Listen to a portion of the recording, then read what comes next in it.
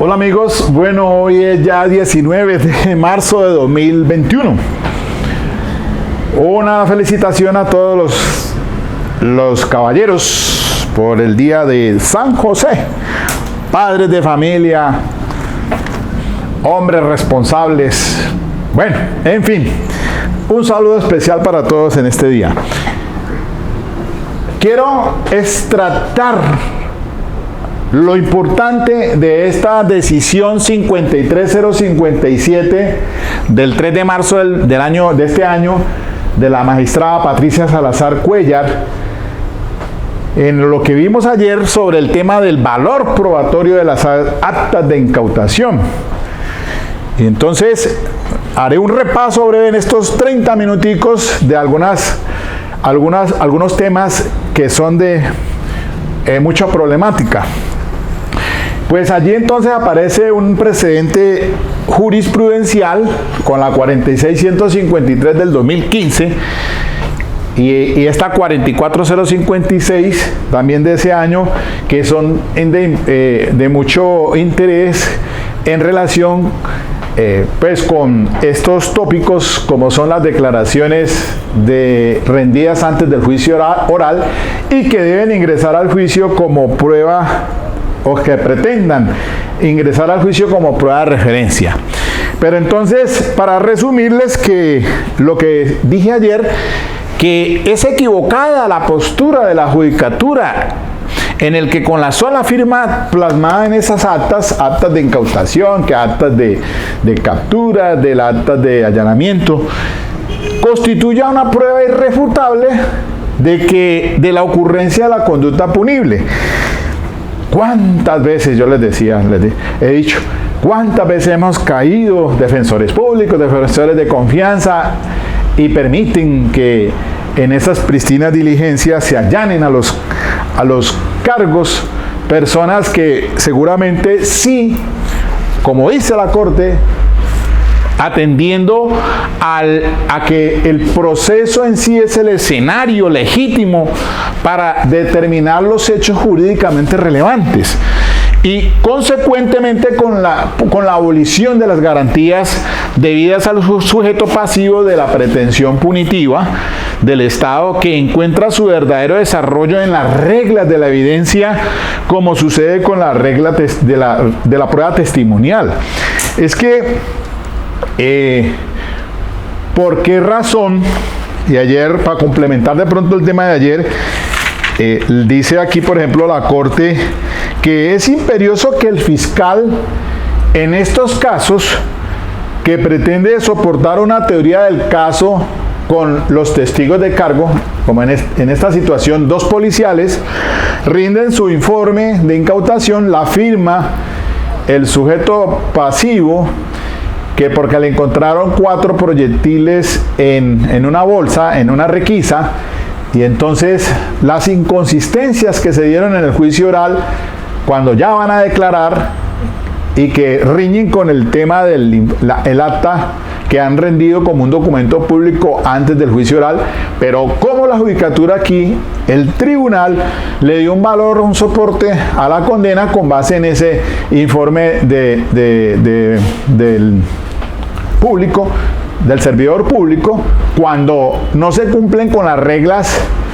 de ingresar al juicio oral bajo las circunstancias específicas del artículo 438, y que debe sustentar el fiscal en la preparatoria, y con quién es que va a entrar, o el conducto, el testigo de acreditación que debe ingresar ese informe allá al juicio oral. Pero en este caso, como fueron los policiales al juicio oral y se contradicen y empiezan a cometer inconsistencias, y el fiscal tratando de arreglar el asunto, pues con el tema de la impugnación de credibilidad y lo que les decía sobre el tema del testigo adjunto, y ahí se corchan porque pues no saben sentar las bases probatorias para hacer valer de pronto ese informe o esa declaración o esa entrevista que han rendido antes del juicio oral, para que entre en su contexto en desarrollo del juicio oral, porque es que este sistema advierte es el principio de inmediación a que hace referencia el artículo 16 como principio rector. Pues se exige que entonces todo lo que ingrese al juicio oral, esos insumos que entren por el canal del debido proceso probatorio, son los que le van a dar el fundamento al juez para tomar la decisión. Entonces, ¿cuántas veces nos ha caído en esos errores por parte con la misma colegiatura? No solo los jueces de primera instancia. Y entonces, en este caso, la Corte dice, bueno, ¿y por qué razón la Fiscalía no ahondó más en aspectos como, por ejemplo,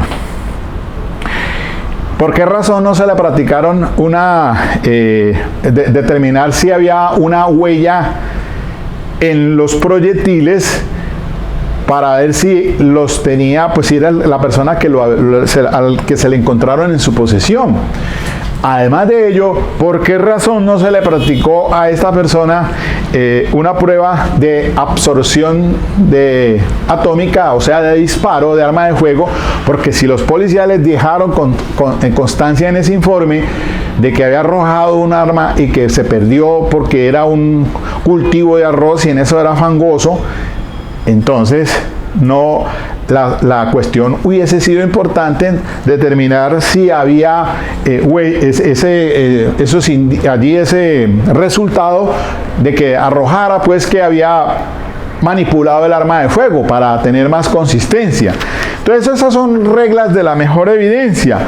Entonces la Corte ha dicho, miren, en el caso de las conductas de tipo sexual, cuando se tratan de lo que les decía por allí en el tema de la autenticidad, de la mismidad, de la cadena de custodia, cuando se tratan de objetos pues que son macro, pues no hay tanto problema, pero cuando son micro, es decir, diga usted fluidos corporales, vestigios que quedan en el cuerpo de la víctima, que deben ser sometidos a ese estudio, y la Corte ha insistido de que para cada uno de ellos debe ir un testigo de acreditación, el que encontró los fluidos en la escena del delito, el que recogió la huella hemática, que determinar si eso es sangre de la víctima, si es sangre del victimario, y cada uno tiene que ir con un testigo de acreditación, reglas de mejor evidencia. Entonces la Corte ya en una decisión de unos años atrás pues sí insiste en que la Fiscalía cae pues en esas malas investigaciones que no se aportan esos insumos probatorios en el juicio oral, y por ende entonces se quiebra esa carga probatoria que le corresponde al ente acusador con mayor énfasis que a la misma defensa, porque a uno pues le corresponde es por lo menos que haya el indubio pro reo, ¿no? Como dice el artículo, pues como el principio rector indica en el séptimo, muy brevemente dice así: presunción de inocencia e indubio pro reo. Toda persona se presume inocente y debe ser tratada como tal mientras no quede en firme decisión judicial definitiva sobre su responsabilidad penal. En consecuencia, corresponderá al órgano de persecución penal la carga de la prueba acerca de la responsabilidad penal. La duda que se presente se resolverá a favor del procesado. Entonces, para la defensa, por lo menos, si, como ha dicho la Corte, pues hay que presente si tiene una hipótesis plausible. Por ahí hay una decisión de la Corte en la que dice que si es robusta los elementos de prueba que tiene la Fiscalía, que entonces como incitando a que de pronto pues lo mejor era que se hiciera un preacuerdo, pero eso yo no me como mucho ese cuento, porque en realidad uno va a juicio y ahí se demuestra es otra clase de falencia que no es de tipo probatoria, sino humana, que es el fiscal cometiendo errores.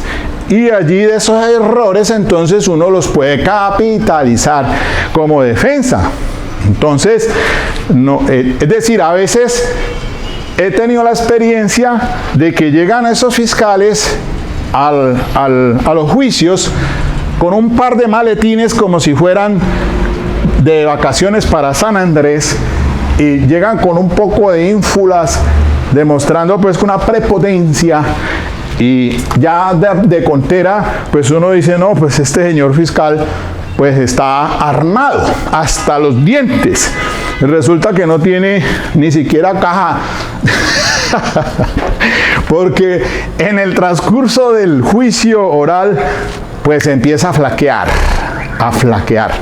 La Corte entonces, ¿qué dice? Vea, es imperioso que el fiscal en estos casos que pretenda soportar la teoría del caso, hago la salvedad que no son todos, porque tengo amigos y realmente en funcionarios, no solamente en la fiscalía, sino en la judicatura, excúseme, pero es que pues a veces uno se encuentra con unas bellezas. Primero, presentar testigos en juicio oral. Segundo, que tenga la defensa la oportunidad de interrogar e impugnar la credibilidad. Entonces, hay aquí también defensores que háganme el favor. Entonces uno se da cuenta con unas bellezas, porque realmente uno dice, bueno, pues este señor está completamente desfasado, se quedaron en prehistóricos, no se actualizan, no leen jurisprudencia, no están en esto que yo le digo que las experiencias repetidas son lo que le dan las habilidades. Así usted, después de que conduzca su vehículo, hasta borracho llega a la casa y sin darse cuenta. Entonces, esto es una cuestión de ejercicio así en la praxis. Entonces, que la defensa tenga la oportunidad de interrogar e impugnar la credibilidad. Pero para eso, defensores, ustedes tienen que saber muy bien para qué son esos documentos o esas entrevistas, si son para refrescar memoria o para impugnar la credibilidad o el fenómeno jurídico del testigo adjunto. Tercero, salvo que el testigo se encuentre en alguno de los supuestos del artículo 438 y el acusador realice los procedimientos y cumpla las cargas argumentativas inherentes a la solicitud de la prueba de referencia. Y aquí es el gran también problema, porque se quedan cortos en la preparatoria, tanto el uno como el otro, los roles, el ente acusador y la misma defensa, y entonces no avisora que, pues en este caso que yo les comenté ayer, un testigo de cargo que le han tomado una entrevista, un policía judicial, y lo mataron, la mataron a la señora, pues no. ¿Cómo va a ir a juicio? Imposible. De manera que en esas circunstancias el fiscal debe estar preparado con registro civil de defunción en la mano y decir, bueno, yo no puedo traer el testigo de cargo, pero tengo una entrevista que se la tomó un agente fulano de tal y por lo tanto entonces lo voy a llevar a juicio o la voy a introducir a juicio oral a través del testigo de acreditación. Cuarto, el testigo se retrate o cambia su versión en el juicio oral y la parte interesada agote los trámites previstos para la admisión del testigo adjunto. Mi amigo el fiscal pues le dieron palo en una audiencia y me dice, me quedé corto con el tema ese de el testigo adjunto, Miguel, ¿cómo es la cosa allí? Pues esto es muy sencillo. Eso es solamente presentar las bases probatorias y en esos casos que se echan para atrás, que se retractan o que cambian la versión, pues hijo, pues simplemente usted debe sentar las bases probatorias y después leer ese documento, ese texto, para que quede ahí en el juicio oral. Ya usted verá si le va a preguntar qué tiene para responder a eso que se contradice con lo que está diciendo en desarrollo del juicio oral, o lo deja simplemente en el aire para que el juez, quien es el que tiene pues el poder de decisión, qué va a hacer con cuál de las dos, a cuál de las dos es que le va a dar el crédito al fin de cuentas. El quinto, sin perjuicio de la utilización de esa información para refrescar memoria o para impugnar credibilidad. Es que yo les dije aquí, el día de ayer les estaba hablando de ese principio de confrontación. Y a ese alude la 44056 del 2015. Allí hay un desarrollo jurisprudencial riquísimo por parte de la Corte Suprema de Justicia, de la doctora Patricia Salazar Cuéllar. Y entonces nos trae hasta el tema ese que para las conductas sexuales, el tema de la corroboración periférica también, algo de la tradición española, jurídica española, y entonces se encuentra uno con esos temas que son pues importantísimos. Pero la confrontación, les decía que tiene su soporte en los tratados internacionales ratificados por Colombia, como son la Ley 74, el 68, que es el Pacto Internacional de Derechos Civiles y Políticos, y también la Ley 16 del 72, que es la Convención Americana de Derechos Humanos, o el Pacto de San José de Costa Rica, cuando en los artículos 8 y 14 hablan de esa situación, como nuestra legislación, más puntualmente los artículos 8, el principio rector, la ley 906, y el artículo 16. Allí entonces, ese es el desarrollo específico. Miren que pues cuando la Corte dice reglas de mejor evidencia, pues alude a este tema de la regulación de la prueba testimonial. Y eso no solamente es para el testigo común, sino también para el testigo perito. A ese testigo perito pues también tenemos el referente de la ley 906, a que hace referencia pues el testigo común, pues el artículo 404, en el que alude a los criterios para la apreciación del testimonio, y el artículo 420 para la apreciación de la prueba pericial. Fundamental entonces que se tenga en cuenta esta situación. La confrontación como garantía judicial mínima pretende con ella es el control del interrogatorio.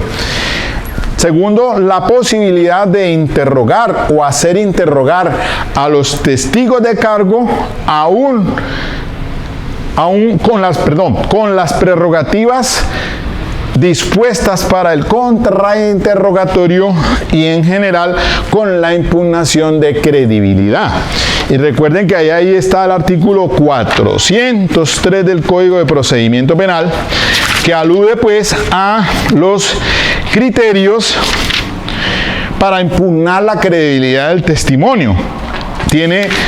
Son 6 ítems. Y fundamental pues entonces que también las partes tengan la posibilidad de hacer comparecer forzosamente a esos testigos, tanto los testigos de cargo como los testigos de la defensa. ¿Con qué se pretende con las declaraciones antes del juicio oral? Repasemos brevemente. Y aquí hace referencia a esos radicados 44950 del 2017 y el 52045 del 2020. Facilitar el interrogatorio cruzado a través del refrescamiento de la memoria o la impugnación de credibilidad. Recuerden que pues el artículo, les he dicho en otras ocasiones, sobre las reglas sobre el interrogatorio del artículo 392. Allí pues en ese interrogatorio que es directo son preguntas de diga, cómo, cuándo y dónde. Y en el literal D, el juez podrá autorizar al testigo para consultar documentos necesarios para que ayuden a su memoria. Y en este caso, durante el interrogatorio se permitirá a las demás partes el examen de los mismos. ¿Ven? Entonces esa es la finalidad de esas entrevistas rendidas antes del juicio oral, que son para refrescar memoria o para el manejo de la impugnación de la credibilidad, como pues también lo anota el artículo 347 de la norma adjetiva, cuando dice que la Fiscalía General de la Nación podrá tomar exposiciones de los potenciales testigos que hubiera entrevistado la Policía Judicial con el mismo valor anotado en el inciso anterior, si a juicio del fiscal que adelanta la investigación resulta conveniente para la preparación del juicio oral. Cualquiera de las partes del inciso primero, cualquiera de las partes podrá aducir al proceso exposiciones. Cuando habla cualquiera de las partes, estamos hablando no solamente de la fiscalía, sino de la defensa. Es decir, declaraciones juradas de cualquiera de los testigos llamados a juicio a efectos de impugnar la credibilidad. Porque tanto para el fiscal como para la defensa puede hacer que se echen para atrás el testigo en pleno juicio. Y allí entonces habrá que hacer la convalidación como tal de la impugnación de la credibilidad, y esa entrevista que rindió al fiscal o a la defensa pues tiene que sentarse las bases probatorias, haciéndole pues la salvedad, porque una cosa es para refrescar memoria cuando le preguntan al testigo que si usted recuerda el número de la placa del vehículo tal, pues que no. ¿Y usted la dejó consignada en algún documento? Sí, señor. ¿O usted rendió una entrevista antes del juicio, antes de este juicio? Que sí, señor.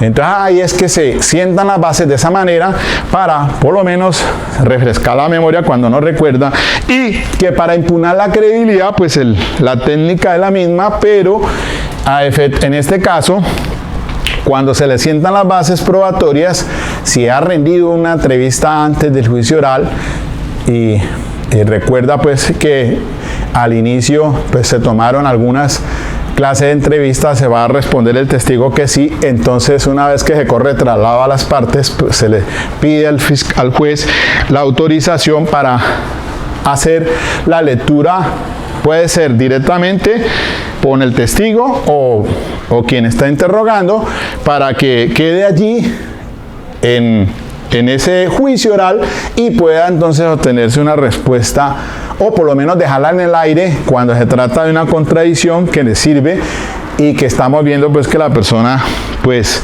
está mintiendo o alguna cosa de esta, por lo inverosímil, mendaz que resulta. Pero también puede ser que se echó para atrás cuando dijo una cuestión comprometedora antes del juicio oral, y ahí en ese juicio oral ya está diciendo lo contrario, y lo encontramos muy frecuentemente en el tema de las conductas sexuales, porque pues me pregunta Miguel a las personas que se ven en curso de esto, es que mi hija o mi hijo, etcétera, etcétera, se va a retratar de eso. Digo, pues tenga en cuenta que si ya rendió una entrevista antes del juicio oral, ahí se la van a hacer valer en desarrollo del juicio por parte de quien está interrogando, y entonces entra la figura jurídica del testigo adjunto. Recordemos que en el caso de los menores, pues la Fiscalía debe solicitar con una carga como tal en la preparatoria para que, independientemente de si va a ir al juicio del menor en cámara Gesell, independientemente de eso se tengan esas entrevistas rendidas ante los del psicólogo del CAIBAS o pues cualquiera que haya tomado esa entrevista, o ante el psicólogo forense, pues para que, si dado el caso, pues entre al juicio oral. Y recordemos que allí pues entonces ya la Corte ha dicho que en esos eventos es válido, independientemente de si entra a declarar o si va a ser llevado a declarar en cámara Gesell, o si ya el menor es mayor de edad, pues pueda declarar libremente en ese juicio oral. Y allí entonces, luego de que se sientan las bases, pues ahí sí se le da lectura a lo que dijo antes del juicio oral y que quede allí, porque es evidente de que se está retratando, y entonces viene es una elongación, diríamos así, porque solamente los insumos que entran al juicio oral son los que se valoran. Entonces, esa es la forma técnica de que esas entrevistas rendidas antes del juicio oral queden allí latentes en la audiencia pública, y el juez entonces tomará una decisión con lo que dijo en esa entrevista anteriormente y con lo que está diciendo ahora allí en el juicio oral, y a ver a qué es lo que le va a dar un valor probatorio o el crédito. Es que estas cosas pues son, mire, el tema de las defensas penales pues es algo para mí realmente, tiempo, 25 minutos, es algo que, hombre, en el juicio oral resultan muchas cosas, pueden resultar cosas, incluso el tema de la prueba de refutación, porque lo que les decía ayer, frente a un testigo que está declarando en juicio oral, puede darse esa figura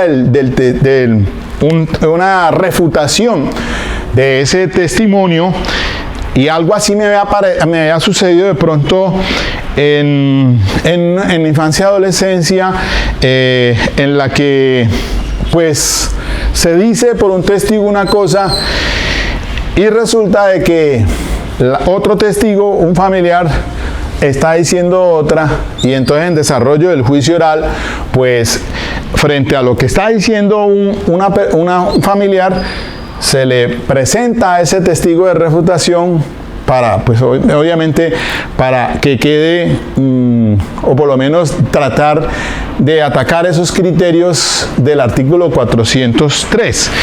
Es algo así, por ahí hay una decisión de la Corte, creo que es la única del 2014, si mal no estoy, una muy importantísima que por ahí la trabajé en el tema de la prueba de refutación. Eso que para algunos, pues eso como es diferente, y eso no hace parte del tema de prueba en la preparatoria, cuando entra lo que se decrete, entra a juicio oral, sino que eso surge ya es en desarrollo del juicio oral. Es una prueba de refutación, no diríamos algo así como impugnar credibilidad, y eso representa de pronto otro tema para trabajarlo en otra sesión. 3 minutos. Bueno, muy bien. Para cerrar entonces la cuestión aquí tratada, pues es importante, mis queridos amigos, estar repasando estas decisiones de la Corte, ¿no? Dice la Corte, por ejemplo, en el 46.153, que una entrevista puede quedar vertida ¿en dónde? En un escrito, un audio, un video, pero ello no pierde el carácter testimonial. Dice que los informes de policía son documentos públicos, ello no afecta el carácter declarativo, como cuando se narran las circunstancias de captura o describe el lugar de los hechos, el allanamiento del inmueble. Bien. Concepto de mejor evidencia frente al testimonio para cerrar el tema. Es posible controlar que no se formulen preguntas sugestivas o capciosas. 2. El testigo puede ser interrogado a la luz de las diversas teorías factuales propuestas por las partes. 3. Se garantiza el contrainterrogatorio, en general la posibilidad de impugnar la credibilidad. Y 4. El juez puede realizar preguntas aclaratorias. 5. La prueba se practica con inmediación, concentración y publicidad. Esas son las reglas de la mejor evidencia en la prueba testimonial. Bueno, buen fin de semana, a celebrar, y este puente que la pasen chévere, chévere, chévere. Adiós.